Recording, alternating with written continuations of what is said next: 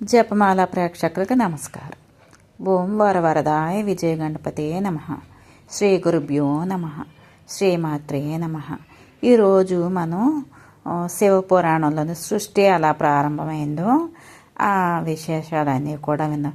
చాలా గొప్పగా చెప్పారండి. ఎంత బాగుందంటే మీరు కూడా వినండి. సృష్టి ప్రారంభం. వేదవిధుడుగా బ్రహ్మ సరస్వతి సమేతంగా పద్మాసనంపై కూర్చొని ఉన్నారు.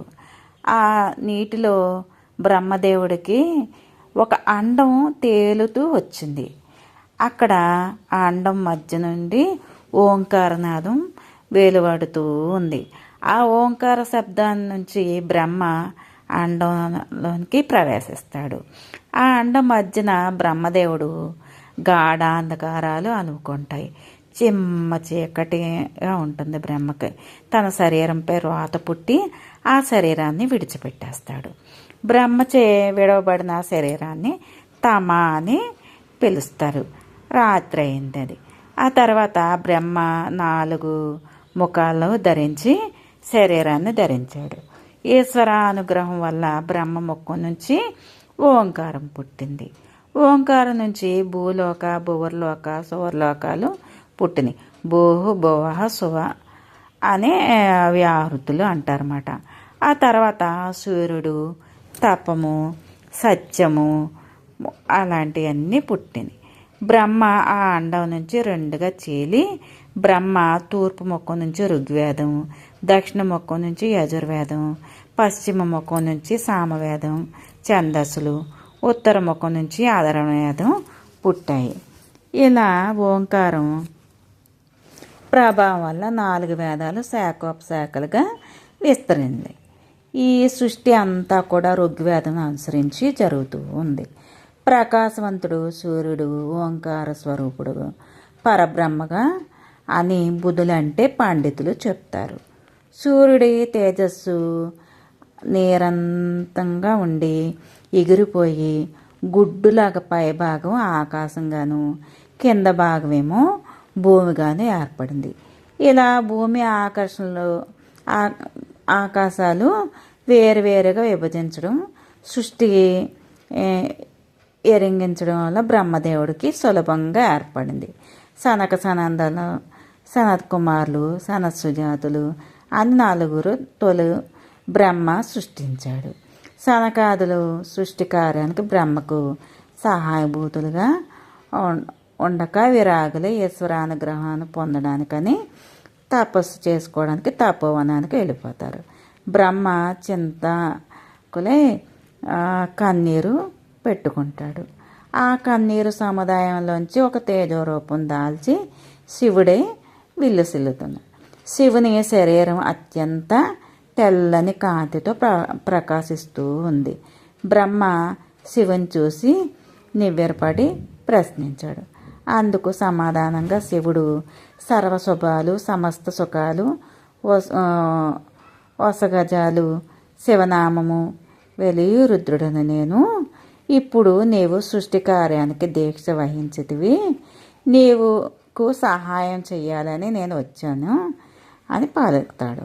విష్ణుదేవుడు అతడికి వచ్చి విష్ణుదేవుడు బ్రహ్మకు సృష్టికర్తగా బ్రహ్మ సృష్టిని పాలించటానికి తాను అంటే విష్ణువు సమస్త జీవరాశులను వాని కర్మల అనుసారంగా సంహరించడానికి రుద్రుణ్ణి శివుడు నియమిస్తాడు. ఇందుకు వారు సమ్మతించి ఆ తర్వాత విష్ణుదేవుడు బ్రహ్మ సరస్వతులు సత్యలోకాన్ని లక్ష్మీనారాయణుల వైకుంఠానికి శివ పార్వతులేమో కైలాసవాసానికి యోగ్యంగా నిర్ణయించబడతారు. ఎవరు నివాసానికి వారు విష్ణువు వైకుంఠానికి శివ పంచాక్షరి మహామంత్రాన్ని జపిస్తూ శివుడు కైలాసాన నారాయణుడు అష్టాక్షర మంత్రాన్ని జపిస్తూ బ్రహ్మదేవుడు సత్యలోకంలో ఓంకార స్వరూపుడిగా పరమేశ్వరుని ధ్యానిస్తూ ఉపబ్రహ్మలను సృష్టించి కార్యక్రమాలు తనకు తోడ్పాటుకి సృజిస్తూ ఉంటాడు. ఈ ఉపబ్రహ్మల్లో ఒకరు దక్షుడుగాను 64 బిడ్డల్ని పుట్టిస్తారు. వారిలో 10 మంది కుమార్తెలు కశ్యపునికి వివాహాన్ని చేస్తాడు. కశ్యపుడు భార్యలు అదితి, దితి, వినత, శ్వస, కద్రు, ముని, అరిష్ట, మాతంగి, తామ్ర ఇలా అను 10 మంది కన్యలు. కశ్యపునికి అదితికి ఇంద్రాది దేవతలు జన్మిస్తారు. దితికి రాక్షసులు పుడతారు. అలాగే వినతకు గరుత్మంతుడు, అనూరుడు, శ్వసకు యక్షులు, కద్రువుకు సర్పములు, మునికిమో గంధర్వులు, అరిష్టకు అచ్చరులు, మాతంగికి ఐరావతాదులు, తామరల ఇలా తాను పక్షులు, వృక్షాలు అన్నీ కూడా జన్మిస్తాయి. ఇది అతిథి గర్భవాసాన్ని పుట్టిన ఇంద్రాది దేవతలు సత్యధర్మరతులే పరోపకార చింతన కలిగి త్రిమూర్తులకు విధేయులుగా ప్రవర్తిస్తూ ఉంటారు. ఆ కారణంగా బ్రహ్మాదులు ఇంద్రునికి స్వర్గం పట్టణాన్ని నివాసానికి ఏర్పాటు చేస్తారు. ముల్లోకాలకు సార్వభౌమునిగా నియమిస్తారు. ఇంద్రుడికి వేదచోదిత కర్మలు, అధికారాలు, యాగాలు ఆవిర్భాలు ఇస్తారు. కశ్యపునికి దితికి పుట్టినవారు దైత్యులు. దయాధర్మాలు లేక ఇతరులను చూసి ఓర్వలేక అసూయపరులే దైత్యులను కీకారణ్యంలో కొండ గుహలో నివాస స్థానాలుగా త్రిమూర్తులు ఏర్పాటు గావిస్తారు. మిగిలిన సంతతి వారాలకి ధర్మకార్యాలు అనుసరించి వారి వారి స్వభావానికి తగిన ప్రదేశాలకు నివాసంగా ఉండమని ఏర్పాటు చేస్తారు. తరువాత బ్రహ్మ శరీరావయాల నుంచి 10 మంది జన్మిస్తారు. బొడి నుండి నారదుడు, బొటనవేలు నుంచి దక్షుడు. ఇవన్నీ కూడా దేవి భాగవతంలో కూడా మనం విన్నామండి. బొటనవేలు నుంచి దక్షుడు, ప్రాణాల నుంచి వశిష్ఠుడు, చర్మం నుంచి భృగువు, చేతుల నుంచి క్రతువు, నాభి నుంచి పులముడు, చెవి నుంచి పులస్సుడు, ముఖం నుంచి అంగీరసుడు, నేత్రాల నుంచి అత్రి, మనసు నుంచి మరీచి అని వాళ్ళందరూ జన్మిస్తారు. వీరు కాకుండా రుచి, కర్దముడు, బృహస్పతి, సముద్రుడు, ఛందస్సు, ధర్మము, అధర్మము, కామక్రోధ, లోభ, ఓంకారము మొన్నవన్నీ బ్రహ్మ శరీరం నుంచి ఉత్పన్నమవుతాయి. తర్వాత బ్రహ్మాంశ నుంచి స్వయంభూ మనువు జన్మిస్తాడు. పద్మగంధి, శతరూప అను కన్యలు ఇరువులకు కూడా బ్రహ్మ సృష్టిస్తాడు. స్వయంభూ మనువుకి వివాహం చేసి స్వయంభూ మనువుకి పద్మగంధి, శతరూపి అనే భార్యలు ఉంటారు. అగ్రీయుడు, ప్రియవ్రతుడు, ఉత్తానపాదుడు అని 3 కుమారులు. రాకూతి, దేవహూతి, ప్రసూతి అనే కుమార్తెలు 3 జన్మిస్తారు. రాకూతి అనే కన్యకు రుచికి, దేవహూతికి కర్దముడు, ప్రసూతికి దక్షకుడు అసంగి స్వయంభూ మనువు వివాహం చేస్తాడు. శ్రీశుకులు దక్షిణాఖ్య వివాహం చేసుకొని అత్యుష్మంతుడు వారు 65 జన్మిస్తారు. దేవహూతికి కర్దముని వల్ల కపిలుడు ఉన్నగువారు జన్మిస్తాడు. ప్రసూతికి దక్షుని వల్ల 64 మంది బిడ్డలు పుడతారు. శ్రద్ధ, లక్ష్మి, ధృతి, శాంతి, తుష్టి, పుష్టి, కీర్తి, సిద్ధి, బుద్ధి, క్రియ, మేధ, లజ్జ, వసువు అనే 13 దక్షపుత్రికలు ధర్ముడు వివాహం ఆడతాడు. భృగువు, ఖ్యాతి, సతి, సంభూతి, స్మృతి, ప్రీతి, క్షమ, సన్నుతి, అనురూప, ఊర్జ, స్వాహ, స్వద అనే 11 దక్షపుత్రికలను పెండ్లాడతాడు. ఈశ్వరుడు సతీదేవిని వివాహం ఆడతాడు. మరీచి, సంభూతి, అంగీరసుడు, స్మృతి, పులస్సుడు, ప్రీతిని వివాహం ఆడతారు. క్రతువు, పులముడు, అత్రి, వశిష్ఠుడు, అగ్ని, పితరులు దక్షుని కుమార్తెలుగా వివాహం ఆడతాడు. ఈ విధంగా దక్షుని కూతుళ్ళు తమ భర్తలతో కూడి ముల్లోకాలందు ఎంతో సంతోషంగా ఉంటారు. చరాచర జంతుచారాన్ని కర్మవశాన పుట్టిన సుఖ దుఃఖాలను అనుభవిస్తూ ఉంటారు. ఈశ్వరాజ్ఞలోనే మెలుగుతూ ఉంటారు. సూత, సౌనక మహామునులు ఇలా తెలిపారు. మహాత్మా దక్షిణకు 64 బిడ్డలు ప్రతీతి. వీరు కాక దక్షిణకి ఇంకా 60 మంది బిడ్డలు విని ఉన్నాము.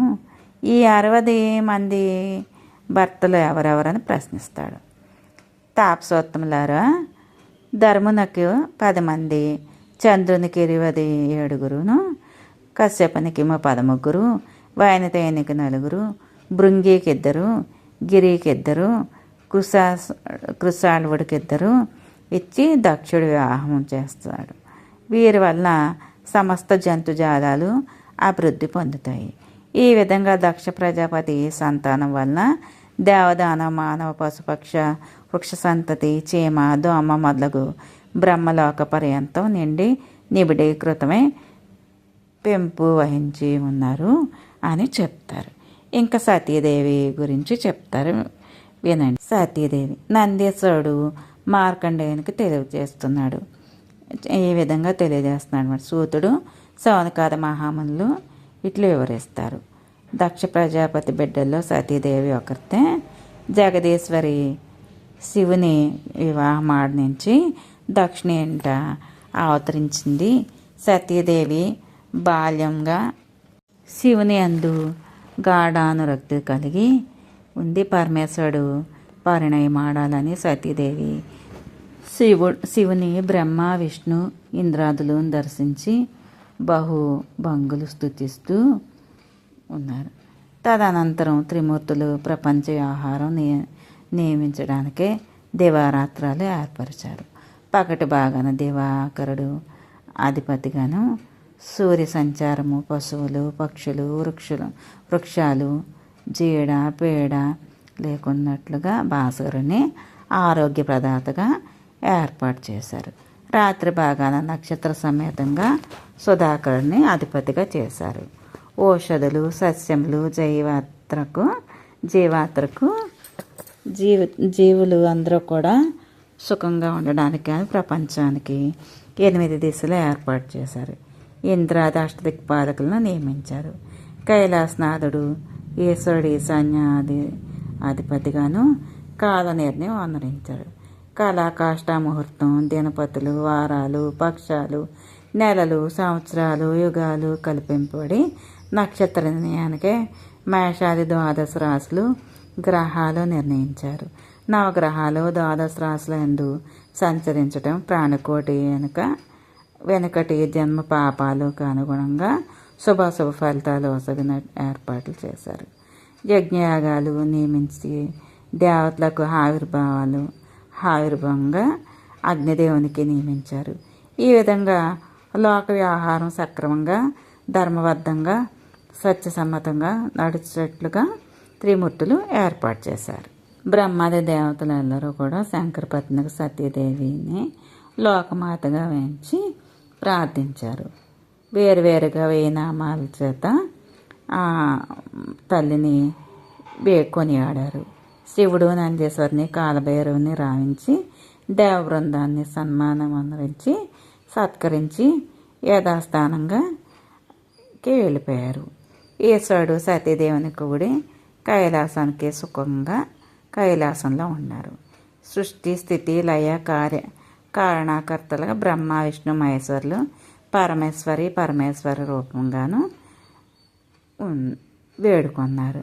ఇలా శంకరుడు సకల లోకారాజ్యుడే ఉత్తర దిక్కుకు అధిపతి అయిన కుబేరుని నెచ్చెలికాడే మెలుగుతూ ఉన్నాడు.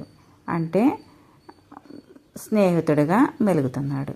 ఆయన సూతుడు సౌనకారులకి తెలియచేశాడు. సూత మహాశయ, కుబేరుడు శివునికి మిత్రుడై మెలుగుతున్నాడా అని చెప్పారు కదా, దాని గురించి మాకు వివరంగా చెప్పండి అని. గుణనిధి కథ విందాము. గుణనిధి కథ. పూర్వకాలం కాంపీల్యపురం అనే పురంలో యజ్ఞదత్తుడు అనే బ్రాహ్మణుడు ఎన్నో వేదాలు, పురాణాలు, శాస్త్రాలు చదివిన పరమనిష్ఠాగరిష్ఠుడు, పండితుడు. అతనికి రాజాదరణ పొంది ప్రజల మెప్పు వలన అతనికి సదాచారం తపోనిష్టకి అతను ఎంతో సుఖంగా సంతోషంగా ఉన్నాడు. అతని భార్య పేరు సోమిదమ్మ.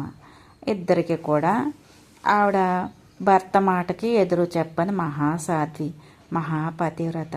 వీరిద్దరికీ కూడా ఒక బిడ్డ పుట్టాడు. అతని పేరు గుణనిధి. ఆ లేక పుట్టిన బిడ్డకి ఎంతో ఆనందంగా చూసుకుంటున్నారు. ఆ బిడ్డకి వయసు వచ్చిన వెంటనే తల్లిదండ్రులు అక్షరాభ్యాసం చేసి ఉపనయనం చేశారు. గాయత్రి మంత్రం ఉపదేశించారు. వంశగౌరవం నిలుపెడతారని చెప్పేసి ఆ బాబుని యజ్ఞదత్తుడు మిక్కిలి ఆనందం చెందుతాడు. గుణనిధి చదువు సంధ్యలు మాని తోటి వారితో కూడి సోమరి అయి తిరుగుతూ ఉన్నాడు. లేక కలిగిన ఏకైక పుత్రుడని తల్లి కుమారుడిని దండించేది కాదు. మితిమీరిన గారాభం వల్ల దివాణందు పురాలందు పెక్కు వ్యాసంగాలు కల తండ్రి తనకి విద్య పాఠాలు పరీక్షలకు చేయడానికి వీలు కాకుండా ఉన్నది. పాప దివాణంలోకి వెళ్ళిపోతూ ఉన్నాడు ఆ తండ్రి. కొడుకు ఏం చేస్తున్నాడు ఏంటి అవన్నీ కూడా తెలుసుకోవడానికి అతనికి ఖాళీ ఉండేది కాదు. ఇలాగ రోజులు గడుస్తూ ఉన్నాయి. గుణనిధి యువకుడయ్యి దుర్జనులతో సాంగత్యం చేసి ప్రబలిన జూదంతో క్రమక్రమంగా నీచడై వ్యసనపరుడయ్యి పగలు రేయి అనక జూదం ఆడుతూ ఉన్నాడు. యజ్ఞదత్తుడు ఎప్పుడైనా కూడా గుణనిధిని కనపడట్లేదని భార్యని అడిగితే భార్య నవ్వుతూ భర్తకి బాబు బాగానే ఉన్నాడండి, మేము బాగానే చూసుకుంటున్నాను, మంచిగా ఉన్నాడని చెప్పి అబద్ధాలు చెప్తూ ఉంటుంది. బెడ్ మీద అతి గారాభం వల్ల అలా అతి గారాభం చేయడం వల్ల బెడ్లు ఏమడిగితే అది ఇవ్వడం వల్ల వంశనాశకులు అవుతారు. ఈ కథే దానికి తార్కాణం. కుమారుడు ఇంటికి ఎగదించి అప్పుడు సోమదమ్మ కంట తడపెట్టుకొని నువ్వు శ్రద్ధగా చదవడం మానేసావు బాబు, చదువుకో అని బతిమాలుతూ ఉంటుంది. కానీ ఏ ప్రయోజనం లేదు. కడుపు తీపి వల్ల గుణనిధి అడిగినప్పుడల్లా ధనం ఇస్తూ ఉంటుంది. తల్లి ఇచ్చిన ధనాన్ని జోదానికి పణంగా పెడుతూ ఉండేవాడు. తల్లికి తెలిసి కొంత తెలియక కొంత అలా గుణనిధి జోదంలోని ఆడి ఒకరోజు తండ్రి వజ్రపు ఉంగరాన్ని మదుపు పెడతాడు, జోదం నందు పెడతాడు. అది కూడా కోల్పోతాడు. రత్నాల ఉంగరం జోదం గెలిచిన వాని వేలికి రాజవీధిలో ఆ వేలు చూసి యజ్ఞదత్తుడు కంటపడుతుంది. సోమయాజి జోదరి ఓరి ఈ ఉంగరం నీకు ఎలా వచ్చింది, ఎవరిచ్చారు, ఎలా ఎందుకు ఇచ్చారని ప్రశ్నిస్తాడు. అతడు జరిగిన విషయాన్ని వివరిస్తాడు. జోదం నందు ఓడిపోయిన పైకాను గుణనిధి దాన్ని కుదువపెట్టాడు.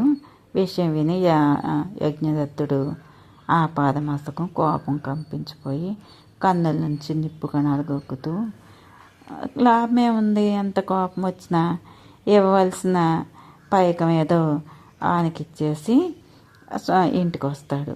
భర్తకు ఎదురెళ్ళి కాళ్ళు కడుక్కోమని నీరు ఇచ్చి భార్య యజ్ఞదత్తుడు కూలబడి నేల కొరిగిన శరీరంతో ముచ్చెమట్లు పోసి కన్నులు బయలు కమ్మి స్వామియాజి ప్రవర్తనగా చూసి భార్య అతని పాదాలు కడిగి బయట గొంగుతో చెమట బిందువులు తుడిచి విష్ణుకర్రతోని విసురుతూ నాదా ఏంటి ఈ దినం ఇలా ఉన్నారు అని ప్రశ్నిస్తుంది.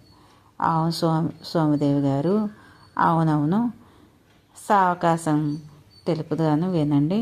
భూపాలుడు పుణ్యకాలాన నాకు ఒసగిన వజ్రపు ఉంగరం సయ్యాటలాడుచు నాకు అభ్యంగనం చేయించు వేళ చల్లగా గ్రహించి సోమదేవి గారు, అవును, మీరు నాకు వజ్రపు ఉంగరం ఉన్నది కదా, ఆ వజ్రపు ఉంగరాన్ని పెట్టి నాకు అభ్యంగన స్నానం చేయించి చల్లగా గ్రహించి తీసుకొనిరా, నేను ఇప్పుడు అంగుళీకాన్ని ధరించాలి అని అనుకుంటున్నాను అనేసి అంటాడు. అందుకు ఆవిడ కపటంగా నవ్వుతూ అంటుంది, ఉంగరం భద్రంగా దాచి ఉంది, ఇప్పటికే మీరు అలసిపోయారు, కాలాతీతం అయిపోయింది, స్నానం చేసి భోజనం చేయండి, ఇంట ఉన్న అదే తీసుకొని వస్తాను అని ముసిముసి నవ్వులు నవ్వుతూ తీయగా మాట్లాడుతూ కలబొల్లి సమాధానాలు చెప్పింది. యజ్ఞదత్తుడు కోపావేశంతో ఓసి పాపిష్టిదాన, నీచురాల, నిజం చెప్పు, నీ కొడుకు వేదమంత్రాలు వల్లించుతున్నాడా? గురువు ముఖం ఎప్పుడైనా చూస్తున్నాడా? స్నానం చేస్తున్నాడా? ఇక సంజ మాట దేవుడెరుగు. చిచ్చి, నీ పలుకులు నిజమని నమ్మి సర్వనాశనం అయిపోయాను. నా పరువు ప్రతిష్టలు నీ మూలంగా మంట కలిసిపోయాయి. పండగ పబ్బము నాడైనా బయటకు తీయని మెడలోని మంజిష్ట ఏమాళ్ళు, బంగారు చెంబు, కోమటి ఇంట కుదువు పెట్టావు. పట్టు త్రాటితో కూర్చున్న బంగారు పొడ్డాణం కొలట కొంప చేరింది. రత్న ఖచ్చిత హంసతూలిక తలపాలు ఎట్లు మాయ అయిపోయాయి. నీ కొడుకుని భ్రష్టుని గావించావు, నన్ను మోసపుచ్చావు. చే నీశ్రాల, ఎంత పని చేశావు అని కఠినంగా మాట్లాడతాడు. సోమదేవమ్మ మారు పలకకుండా కంటతడి పెట్టుకొని గుణనిధి అంతే తెలియజేస్తుంది. ఇంటికి రావడానికి ధైర్యం లేక పూలు అమ్మిన చోట కట్టెలు ఎలా అమ్మగలను అని కన్న తల్లిని ఉన్న ఊరిని వదిలిపెట్టి దేశాంతరాలకి వెళ్ళిపోతాడు. అవురా, విధివ్రాత ఎలా ఉంది? విధి లేక తెల్లవారుజామున నా తల్లి పసడి గిన్నెలో పెరిగన్నం కలుపుకొని వచ్చి తినిపించేది కదా. ఇప్పుడు నాకు కూడు పెట్టేవాళ్ళు ఎవరూ లేరు. ధనము కొల్లగొట్టి ఆ వ్యవహారం అనొచ్చి నేను ఈనాడు చేతులారా చేసుకున్నాను. చదువు రాని వాడిని అయ్యాను. కాసు వేషం లేని నన్ను కన్నెత్తి చూడవాళ్ళు ఎవరున్నారు? పగలైనా కూడలేదు. మలమలా మాడుచు నడిచి సాయం సమయానికి ఒక గ్రామానికి చేరి ఆ ఊరు వెళ్ళి ఆఖరికి ఒక శివాలయం దగ్గరికి చేరుకుంటాడు. ఆ రోజు శివరాత్రి. గుణనిధి శివాలయాన్ని కూర్చొని ఉంటాడు. భక్తులందరూ కూడా శివుని గుడి చేరుతారు. భక్తులందరూ కూడా ఆ రాత్రి శివుడి లీలను స్తుతిస్తూ భజన చేసి అభిషేకాలు చేసి పూజలు చేసి ఎవరి భక్తి కొలది వాళ్ళు శివారాధన చేస్తారు. 4వ జామున అభిషేకానికి పూజలు ముగిసి శివుడికి నైవేద్యం సమర్పించి చేస్తారు. గుణనిధి మేల్కొని శివలింగం వంక చూస్తూనే ఉంటాడు. నైవేద్యం చూడడానికి అతని కళ్ళు మెరిసిపోతాయి. భక్ష్యాలు, పాయసాలు, చిత్రాన్నం, ఆపు పాలు మొన్నవన్నీ కూడా అతడికి నోరు ఊరుతాయి. శివునికి పాయసం, ఈ చిత్రాన్నం, ఆపు పాలు అన్నీ చూస్తాడు. నోరూరి శివునికి మంగళహారతులు ఇచ్చిన తర్వాత ఆనంద నీరాజనం మంత్రపుష్పం ముగిసిన తర్వాత జాగరణ చేస్తామని తృప్తితో భక్త బృందం కందులు మూసుకొని ఉంటారు. గుణనిధి చూపంతా శివుడి ప్రసాదాలపైన. భక్తులు అందరూ గుర్రు పెట్టుకొని నిద్రపోతారు. అదే అదనంగా యతించి గర్భగుడిలోకి వెళ్తాడు. కమ్మని నేతితో చేసిన పిండి వంటలు గుమ్మగుమ్మలు ఆకలితో బాధతో ఉన్న అతను శివుడి అనుగ్రహం వలన పంచభక్ష పరమాన్నాలు లభించిందని చెప్పి సంతోషపడతాడు. గర్భాలయంలోని దీపం కొండెక్కిందని గుణనిధి తన మీద వస్త్రంతో చింపి నూనె తడిపి వెలిగిస్తాడు.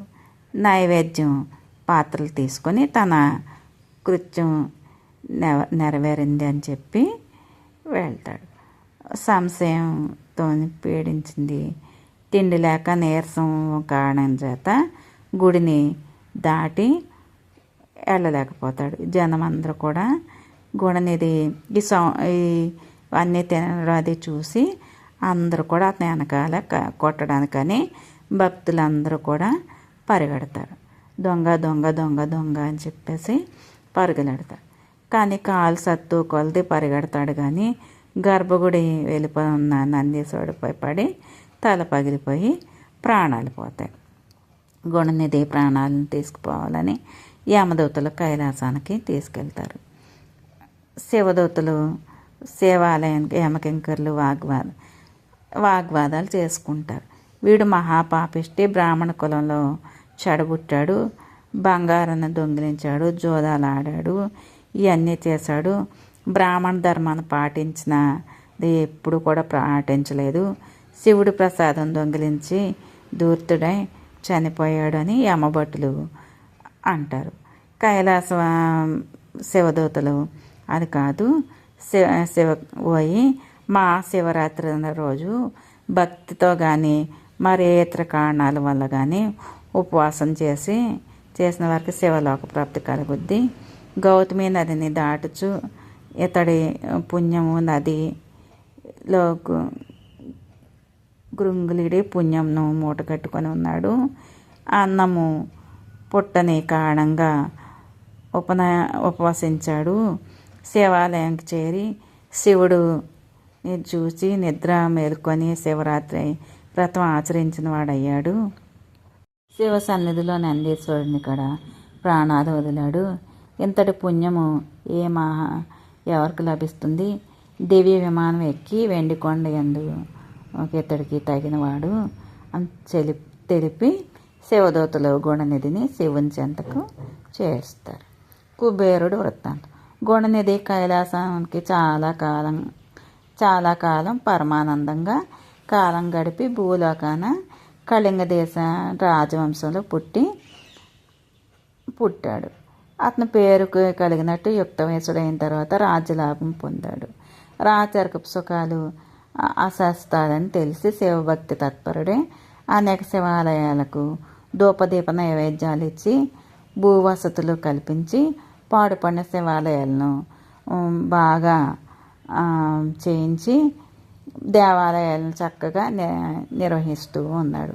శివకేశవ భేదం లేని ఆ రాజు విష్ణు ప్రీతికరంగా అట్లే ఆనరించి బ్రాహ్మణులకు ఆగ్రహారాలు ఇచ్చి నిరతాగ్ని ప్రదాతమైన పేదల పాలిట పెన్నిది పేరుగాంచాడు. ప్రజలను కన్నబిడ్డలుగా పరిపాలిస్తూ ఉన్నాడు. పరమసహనం కలిగి ఉన్నాడు. ఇలా ఉన్నాడు ధర్మతత్పరుడే. రాజమేలిన తన అవసాన కాలంలోని తన సమీపంలో ఉన్న దర్భలను పరుచుకొని అందు దక్షిణ వైపు తలంచి శయనించాడు. నారాయణ అష్టోత్తర మహామంత్రాన్ని పఠించి కపాల మోక్షాన్ని పొంది బ్రహ్మీభూతుడయ్యాడు. ఇంకా మరు జన్మలోని వైశ్రావణుడే వెలిసిన వైశ్రావణుడు నవనిధులకు అధిపతి అయిన కుబేరుడు అవుతాడు. కుబేరుడు వృత్తాంతము మీకు వివరించాను అని చెప్పి సూతుడు సౌనకాది మహామునులకు మార్కండేయుడు నందీశ్వరుడికి తెలియజేసిన విధాన్ని ఇలా తెలియజేశాడు. బ్రహ్మ మానసపుత్రుడైన పులస్సుడు తృణబిందు కుమారుడైన పరిణయమాడు. మహాసాధ్వి భతృసేవ పరాయణ ఉంది. పుణ్య దంపతులకు విశ్రావసుడు కుమారుడు ఉదయించాడు. విశ్రావసుడు పెరిగి పెద్దవాడే భరద్వాజుని కూతుర్ని దేవవర్ణిని వివాహం చేసుకుంటాడు. దేవవర్ణి గర్భావాసాన జన్మించిన అతడే వైశ్రవసుడు. కుబేరుడు వైభవంగా రసాతలంగా ఏలు సుమాలిని గాంచి విస్మయం పొందాడు. సుమాలి తన కూతురు కైకస్ చెంత చేర్చుకొని, నీవు పులస్య మహర్షి కుమారుడివి, విశ్రావసుడివి, కుబేరుని వంటి కుమారుని అని ఉపదేశం చేస్తాడు. కైకసి సర్వలక్షణ సంపన్నయ్యే లక్ష్మీదేవికి అగు సౌందర్య రాశి కైకసి విశ్రావుని ఆశ్రయంగా చేరింది. మనసు కలిగి అతని మీద కోరికతో నోరిప్పి చెప్పజాలక సిగ్గుపడుతూ ఉంటుంది. కాలి బొటన వేలుతో నేల రాస్తూ ఉంటుంది. పైట కొంగు ముడి వేసుకొని నిలబడి కైకస మనోభావాలను విశ్రావుడు యోగ దృష్టితో గమనిస్తాడు.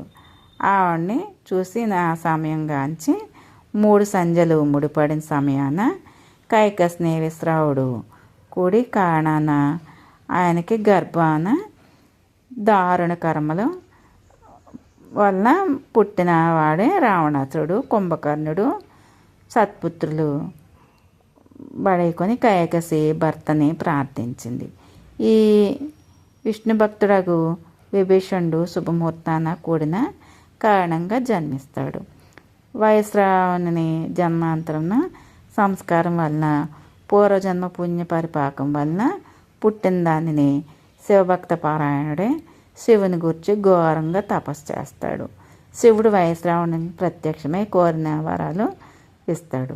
విశ్వకర్మని రావించి సముద్ర మధ్యాహ్న స్వర్గ సౌందర్యానికి లంకాపట్నం త్రికూట పర్వత శిఖరాన నిర్మింపజేసి వైశ్రావణునికి లంకాపురాధీశుడు గావిస్తాడు. కుబేరుడు లంకాపురం వెళ్ళడానికి కానీ రావణుడు వారు లేకుండా ఉంటాడు.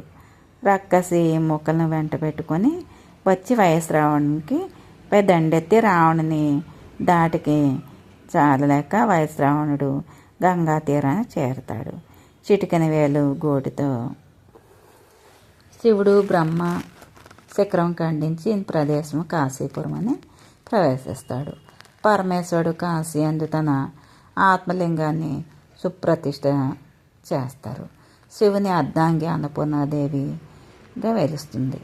కాశీపట్నాన విశ్వనాథుడు కూర్చి వైశ్రావణుడు ఘోర తపస్సు చేస్తాడు. అన్నపానాలు వర్జించి గాలిని బంధించి ఒంటి కాలుపై నిలబడి భూమధ్య స్థానంలో దృష్టిని నిలిపి పెద్ద కాలం తపం అనేది చాలా కాలం తపం చేస్తూ ఉంటారు. అతని శిరోభాగం నుంచి తపం వేడిమి బయటికి ముల్లోకాలు అల్లోలం చేస్తూ ఉంటారు. ముల్లోక వాసులు బ్రహ్మతో మొరపెట్టుకుంటూ ఉంటారు. వైశ్రావణుని తపస్సునకి దేవతలు విఘ్నం కల్పిస్తారు. పెనుగాలికి అతడు చెదరడం, కుండపోత వర్షానికి కూడా చెదరడు. పిల్లగాలులు హాయిగా పొందుతారు. నవవసంత గానాలతోని చెవి ఆనందాలు కలుగుతాయి. రంభాది అప్సరస్సులు సయ్యాటలు కాంచి లేదు. చిత్తంగా మనపూర్వకంగా ఈశ్వరుణ్ణి తపస్సు చేస్తాడు. రక్త మాంసాలు నశించి శరీరం లేకుండా ఉండిపోతుంది. వైశ్రావణుని శివుడు ప్రత్యక్షమయ్యి కఠిన తపస్సుకు శుష్కించిన దేహానికి నిమిరుతాడు. రెప్పపాటు కాలాన శరీరం మునుపటి శరీరంగా జీవసత్వాలు వెరజిల్లుతాయి. శివుడు భక్త గ్రేసర నీ దీక్షకి నేను మిక్కిలి సంతోషం పొందాను. లంకా పట్టణాన నీకు దక్కలేంది అని చింతపడకు. దివ్య భవనం ఉండి రమ్యహార్మ్యాలతోనూ మయమరిపించే పూతోటతోనూ విద్యుత్ దీపకాంతులతోనూ జిగేలు అనిపించే లంకాపట్నాన్ని నీకే సృజించి ప్రసాదించుతున్నాను. నానా సోన వితాన వాసన లేని ఉద్యానవనాలు, మధురతర పరిపక్వత ఫల వృక్షాలు, రాజసంతో అలరారు వనములు, లతా గృహాలు, పువ్వు పొదలు, సరోవరాలు మున్నగెచ్చటబడిన చందరాలు అలకాపుర సౌందర్యాన్ని ఎంత సొలుపుగా గూర్చును. అలకాపురం సామ్రాజ్యలక్ష్మిని చైత్రరథాన్ని ఉద్యానవనములు విహార స్థలంగాను నవనిధులు నీకు ఇస్తున్నాను. దానికి అధిపతిగా ఉండు. యక్షజాతికి నీవు నాయకుడివి. శ్రీ మహాలక్ష్మికి నిలయమైన సిరి సంపదలు నీ పట్టణాన ధనాగారమై ఉంటాయి. మానవులు అధికంగా నీవు దానప్రదాతవి. నిన్ను మించిన సంపన్నుడు ఎవరు ఉండరు. నేటికి నీవు కుబేరుడవు పేరుగా దాల్స్తావు. నీకు ప్రేమిత్రుడవై వెలయుదును అని అనేక వరాలు ఇస్తాడు. మునులారా, గుణనిధి నీచ కర్మలు వసంగినా కూడా జన్మకొక శివరాత్రి అని అంటారు. ఉపవాసం ఉన్నంత మాత్రాన మరు జన్మంన అరిందవుడే రాజే జన్మించాడు. ఆ రాజు శివ పూజ ధురంధరుడే మరు జన్మలో వైశ్రావణుడే జన్మించాడు. వైశ్రావణుడు తపమాచరించి అలకాధీశుడయ్యాడు.